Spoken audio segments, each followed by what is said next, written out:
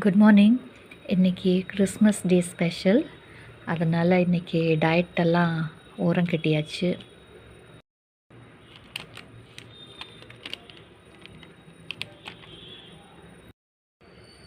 ஒரு கேக்,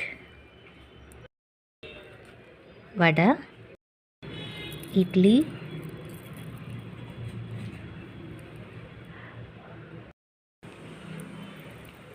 தோசை, சாம்பார், தேங்காய் சட்னி, மல்லி சட்னி, தக்காளி சட்னி, கார சட்னி,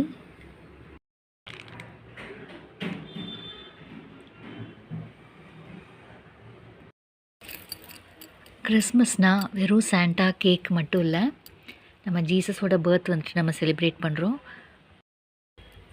ஜீசஸோட பர்த் இந்த மாதிரி மாட்டுத்தொழுவத்தில் தான் இருந்தது. இதிலிருந்து நம்ம புரிஞ்சிக்க வேண்டியது, எளிமையாக இருக்கணும், ஹம்பிளாக இருக்கணும், டவுன் டு எர்த்தாக இருக்கணும்.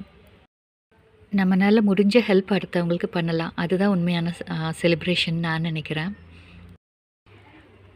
Wishing you all a very happy Christmas.